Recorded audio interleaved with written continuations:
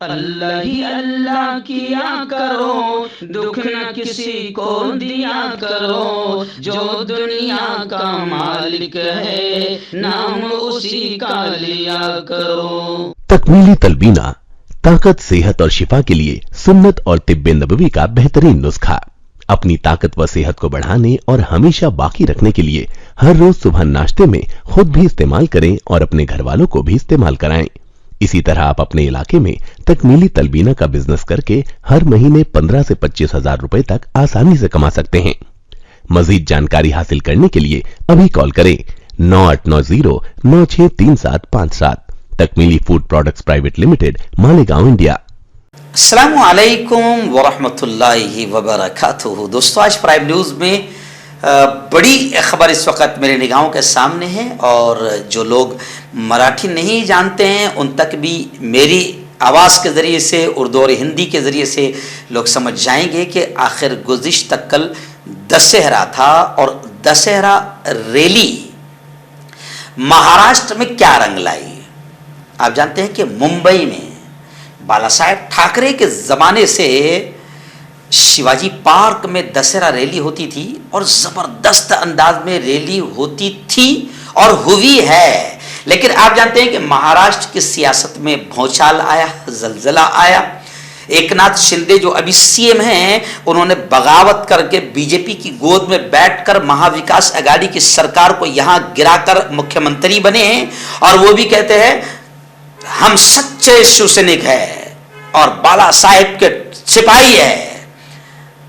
एक तरफ लोग हंसते हैं कि जो खुद बाला साहेब ठाकरे के बेटे हैं उद्धव ठाकरे, तो फिर वो कौन है। खैर, गुज़िश्ता कल दशहरा रैली में जबरदस्त अंदाज में उद्धव जी ठाकरे और शिंदे दोनों ने गोया के शक्ति प्रदर्शन किया, ताकत का मुजाहरा किया। किसके साथ कितने लोग हैं, और मैंने आपको गुज़िश्ता कल बताया था कि शिंदे ग्रुप ने 10 करोड़ रुपया तो सिर्फ और सिर्फ सरकारी और प्राइवेट बसों की बुकिंग के लिए 10 करोड़ रुपया खर्चा किया था। क्यों? ताकि औरंगाबाद से, जालना से, परभनी से, जलगांव से, पूरे महाराष्ट्र से लोग वहां पहुंचे और भीड़ जमाओ। 10 करोड़ रुपये सिर्फ बसों के किराए में खर्चा हुआ था। फिर वहां का नाश्ता, खिलाना पिलाना, पिंडाल, तो आप समझ सकते हैं कितना करोड़ कल दशहरा रैली की 1 घंटे की सभा में खर्च हुआ है। लेकिन फिर भी जनाब, यह खबर आ रही है कि उद्धव ठाकरे आखिर बाला साहेब की संतान हैं, बाला साहेब के बेटे हैं। उद्धव ठाकरे आखिर शिंदे पर भारी पड़ गए। जी हाँ, रैलियां आपने देखा होगा। अब पेपर वालों पर तो भरोसा नहीं आजकल होता है और गोदी मीडिया तो बदनाम हो चुकी है, तो कई लोगों ने बाकायदा शिंदे ग्रुप को फिर हाई बताने की कोशिश की। क्योंकि भाई आजकल मीडिया में क्या होता, जितनी चाबी भरी है राम ने उतना चले खिलौना। जितना रिचार्ज जिसका ज्यादा मिल गया उसकी खबर बड़ी लगती है। फिर जो पेपर देखता है, टीवी देखता है, उसको लगता है कि भाई क्या हो रहा है, यहाँ इतनी पब्लिक, यहाँ इतनी पब्लिक। लेकिन सच बात यह है जो सोशल मीडिया पर भी वायरल हो रही है और आज के मुंबई उर्दू न्यूज के फ्रंट पेज पर पहली खबर है कि दशहरा रैली में शक्ति प्रदर्शन, ताकत के मुजाहरे में आखिर उद्धव ठाकरे शिंदे पर भारी पड़ गए। और शिवाजी पार्क यानी जहां उद्धव ठाकरे भाषण कर रहे थे वहां शिवसैनिकों का जबरदस्त इज़्दिहाम था, जबरदस्त भीड़ थी। और इस मौके पर बांद्रा कॉम्प्लेक्स में यानी बीकेएस ग्राउंड पर जहां पर शिंदे ग्रुप का प्रोग्राम था, रैली थी, दशहरा रैली थी, वहां पर तकरीर के दौरान ही लोग जलसा छोड़ कर जाने लगे और कुर्सियां खाली नजर आई। अब आइए, अब थोड़ी सी बात कर लेते हैं कि उद्धव जी ने क्या हमला किया और फिर शिंदे जी ने क्या पलटवार किया। तो थोड़ा सा दोनों चीजें आपके सामने रख देते हैं, क्योंकि आप जानते हैं कि हमारे यहाँ की मीडिया जो है इस चीज को नहीं रख पाती है। कहीं ना कहीं कोई ना कोई अपने आका का गुलाम होता है जो लिखने से भी कतराता है, बोलने से भी कतराता है और खबर का हक अदा नहीं करता। ये थोड़ी सी अब इसको सुन लें कि किसने क्या कहा। वो भी मैं पूरी तफसील नहीं बताऊंगा, लेकिन किसने क्या कहा। तो पहले हम बात करते हैं उद्धव जी ठाकरे की। तो गुज़िश्ता कल रात 11 बजे मेरी एक स्पेशल वीडियो आई जिसमें मैंने उद्धव जी ठाकरे का स्पेशल शुक्रिया अदा किया। वजह आप जानते हैं कि कहीं ना कहीं हमारी विचारधारा कहीं ना कहीं अलग है। कुछ मुद्दों को लेकर हम बिल्कुल भी शिवसेना के खिलाफ है। खासतौर से मैं छुपाऊं क्यों, डायरेक्ट बोल दूं, बाबरी मस्जिद के मुद्दे को लेकर हम शिवसेना के बिल्कुल खिलाफ हैं। लेकिन कहते हैं कि सच अगर कोई कहता है वो फिर अपना हो या पराया, हक ये है कि उसकी तारीफ की जाए। और हमारे प्रेषित मोहम्मद ने भी कहा है कि जो लोगों का शुक्रिया अदा ना करे वो रब का क्या करेगा। तो मैं इस बात पर शुक्रिया अदा करता हूं उद्धव जी ठाकरे का कि गुज़िश्ता कल उन्होंने दशहरा रैली में हमारी मजलूम बहन बिल्किस बानो का जिक्र किया और सीधा उन्होंने RSS leader chief Mohan Bhagwat से और गोया कि सीधा मोदी और बीजेपी से सवाल किया कि महिला सम्मान की बात करने वालों, औरतों की इज्जत की बात करने वालों, महिला को बचाने की बात करने वालों, बेटी बचाओ की बात करने वालों, और ओ मोहन भागवत जी, उद्धव ठाकरे ने कहा कि ओ मोहन भागवत जी, मस्जिदों में आजकल जा रहे हो, मुसलमानों से ताल्लुकात कायम कर रहे हो, तो क्या बिल्किस बानो इस देश की बेटी नहीं है कि जिसके रेप करने वालों को और जिसकी मासूम 3 साल की बिटिया और जिसके घराने के कत्ल करने वाले कातिलों को 11 कातिलों को 15 अगस्त के दिन बीजेपी गुजरात सरकार ने बड़ी बेशर्मी के साथ कातिलों को और रेप करने वालों को आजाद कर दिया। तो यह बीजेपी की महिला सम्मान है, यह औरतों की इज्जत है कि औरत का रेप करने वाले कातिलों को और रेपिस्टों को आजाद किया जाए।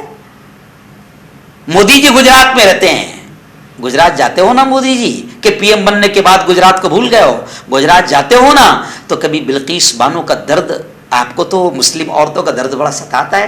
3 तलाक से भाइयों बहनों, 3 तलाक से मुसलमान औरतों पर जुल्म हो रहा है। कभी बिल्किस बानो का दर्द मोदी जी सुना है?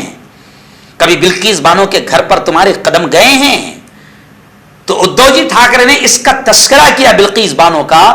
इस पर मैं एक मुस्लिम धर्म गुरु होने के नाते मैं मेरी पूरे समाज की जानिब से उद्धव ठाकरे का शुक्रिया अदा कर रहा हूं।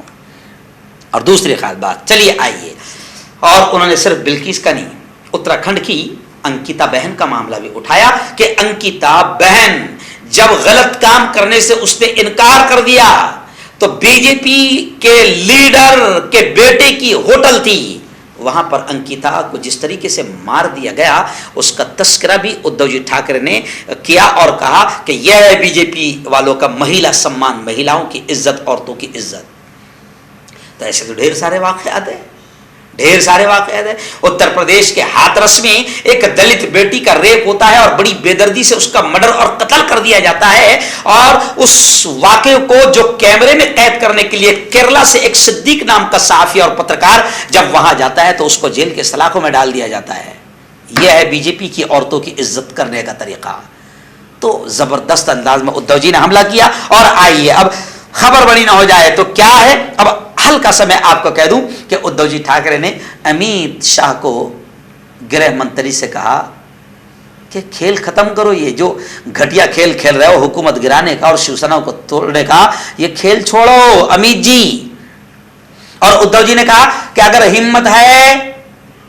हिम्मत अगर है तुम में, तो वो जो पाकिस्तान ने कश्मीर के कुछ हिस्से पर कब्जा किया है, पाक मकबूजा कश्मीर जिसे कहते हैं, उसको फतेह कर लो। अगर इतने बहादुर है तो वो कश्मीर को आजाद करा लो पाकिस्तान से।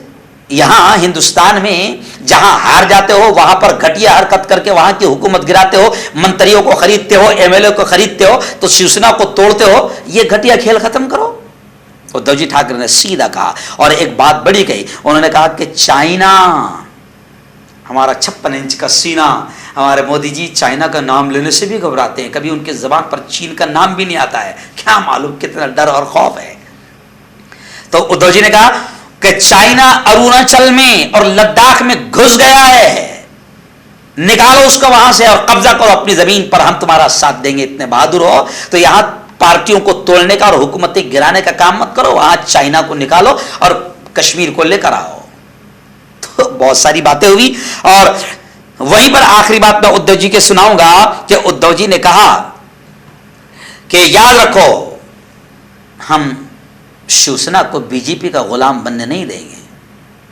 और सीधा निशाना साधा कि शिंदे बीजेपी के गोद में बैठकर हम पर ताना करते हैं कि हम शिवसेना को कांग्रेस नहीं बनने देंगे। अरे उद्धव जी ठाकरे ने कहा कि हम शिवसेना को बीजेपी का गुलाम बनने नहीं देंगे, जिस तरीके से तुम बन गए हो, साफ इशारा किया। चलिए आइए अब देखते हैं कि शिंदे साहब ने क्या पलटवार किया। वैसे तो मैंने आपको पहले ही कह दिया कि बीकेसी में तकरीर के दौरान ही लोग जलसा छोड़कर जाने लगे थे और 10 करोड़ खर्च किया गया था उनको लाने के लिए। आइए, शिंदे साहब ने शिवसेना उद्धव ठाकरे पर हमला करते हुए कहा कि शिवसेना उद्धव ठाकरे की प्राइवेट कंपनी नहीं है। यानी शिवसेना पर उद्धव ठाकरे अपने घराने की बनाना चाहते हैं, इस तरीके से हमला किया। और उन्होंने एकनाथ शिंदे ने कहा कि उद्धव ठाकरे ने पार्टी को एनसीपी के पास, राष्ट्रवादी कांग्रेस यानी शरद पवार के हाथ में गिरवी रख दिया था, इसलिए हम हटे, हमने बगावत की है। ऐसे ही कहा शिंदे साहब ने कि हम गद्दार नहीं हैं, हम बाला साहब के पैरोकार हैं। यानी जंग ये चल रही है कि दोनों पार्टियां अपने आप को बाला साहब के मुरीद बताने की कोशिश कर रहे हैं कि हम असल बाला साहब के पैरोकार हैं। तो लोग हंस भी रहे शिंदे साहब पर कि जो उनका बेटा है सगा, वो पैरोकार रहेगा भैया कि तू पैरोकार रहेगा। तो बहुत सारे लोग सोशल मीडिया पर अजीब अजीब कमेंट कर रहे हैं, लेकिन खैर शिंदे जी ने कहा कि हम बाला साहब के पैरोकार हैं, हम ये बात गर्व से कहते हैं, फख्र से कहते हैं। और फिर शिंदे साहब ने कहा कि कुछ लोग आरएसएस पर बैन लगाने की बात कर रहे हैं, मुतालबा कर रहे हैं, डिमांड कर रहे हैं। उनकी हंसी उन्होंने उड़ाई कि आरएसएस पर बैन लगाने वाली बात ये मज़ाक का खेज है, मजाक है, हंसी है। तो लोग सवाल कर रहे हैं, शिंदे जी आरएसएस से इतना प्यार क्यों है? जबकि लोग ये भी लिख रहे हैं सोशल मीडिया पर, बहुत दबा के लोग कमेंट कर रहे हैं क्योंकि गोदी मीडिया ये सब नहीं बताएगा, दलाल मीडिया सब नहीं बताएगा, मैं खुलकर बताता हूं क्योंकि मैं सिर्फ रब से डरता हूं, अपने परवरदिगार से डरता हूं। तो अब देखें कि लोग ये कह रहे हैं कि शिंदे जी आरएसएस से इतना क्यों प्यार है। जी हाँ, जज कोल से पाटिल ने तो कहा कि आरएसएस ने तो मुल्क में तबाही की है, आरएसएस ने तो दंगे फसाद करवाए, आरएसएस ने तो बम ब्लास्ट करवाया, आरएसएस ने हमेशा मुल्क के अमन को, शांति को खराब किया है। तो आरएसएस से इतना प्यार कैसे है कि जो लोग जैसे लालू यादव, जो लोग आरएसएस पर पाबंदी की और बैन लगाने की बात कर रहे हैं, तो आपको तकलीफ क्यों हो रही है? आप अगर महाराष्ट्र और मुल्क का भला चाहते हो तो आरएसएस पर बैन लगाने के लिए आप भी तैयार रहो और हिमायत करो, समर्थन करो, चाहे पीएफआई हो चाहे आरएसएस हो। अगर मुल्क के लिए नुकसान दे तो फिर सब पर बैन लगना चाहिए। तो खैर ये बहुत सारी बातें कल दशहरा रैली में हुई और इतना तो हुआ कि करोड़ों रुपए मुल्क के चले गए। और अब ये इतने करोड़ जब इन्होंने खर्च किया है तो अब जनता कह रही किससे निकालेंगे? आपसे, हमसे निकालेंगे। महंगाई बढ़ेगी, हो सकता है गैस सिलेंडर और 100 रुपये बढ़ जाए, हो सकता है 20-25 रुपये पेट्रोल और बढ़ जाए। तो ये सब तबाही के सामान हैं। ये जो लोग कर रहे हैं ये मुल्क के लिए लोगों का कहना है, इससे मुल्क का कोई भला होने वाला नहीं है। हर्बल राइट लाया है आपके लिए मर्दाना कुव्वत का इलाज, वो भी जड़ी बूटियों द्वारा। इसके अलावा आपके जिस्म में किसी जगह पे दर्द हो, आप हमसे दवाइयाँ हासिल कर सकते हैं। देश विदेश में स्क्रीन पर दिए गए नंबर पर कॉन्टैक्ट करें। देसी शिफा लाए हैं मर्द और औरतों के तमाम गुप्त रोगों का इलाज।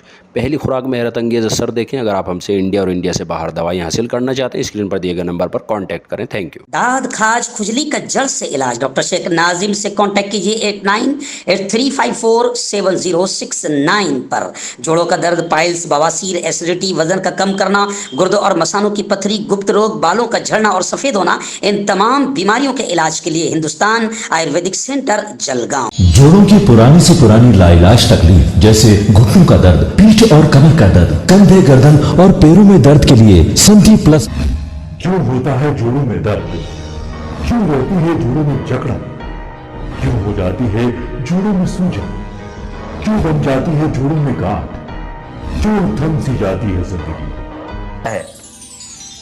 जोड़ों की पुरानी से पुरानी लाइलाज तकलीफ जैसे घुटनों का दर्द, पीठ और कमर का दर्द, कंधे, गर्दन और पैरों में दर्द के लिए संधि प्लस प्लस एक संजीवनी बूटी की तरह है, या यूं कहे कि एक स्थायी इलाज साबित हो चुका है। लाखों लोग इसे अपना चुके हैं और दर्द पर विजय प्राप्त कर चुके हैं। जब हम नियमित रूप से संधि प्लस प्लस से मालिश करते हैं तो त्वचा इसे तुरंत ऑब्जर्व करके जोड़ों के सूक्ष्मतम अवस्था में पहुंचा देती है, जिससे जोड़ों में ब्लड का सर्कुलेशन बढ़ जाता है और जोड़ों के मांसपेशियों में मजबूती आती है। आंतरिक सूजन समाप्त हो जाती है, जिससे दर्द में आराम तो मिलता ही है, साथ ही साथ जोड़ों में नई शक्ति भी आती है। हमारे ये प्रोडक्ट ना कि किसी बाजार में मिलता है और ना ही मेडिकल शॉप पे, इसलिए इसे पाने के लिए अभी स्क्रीन के नंबरों पे कॉल करें और ऑर्डर करें।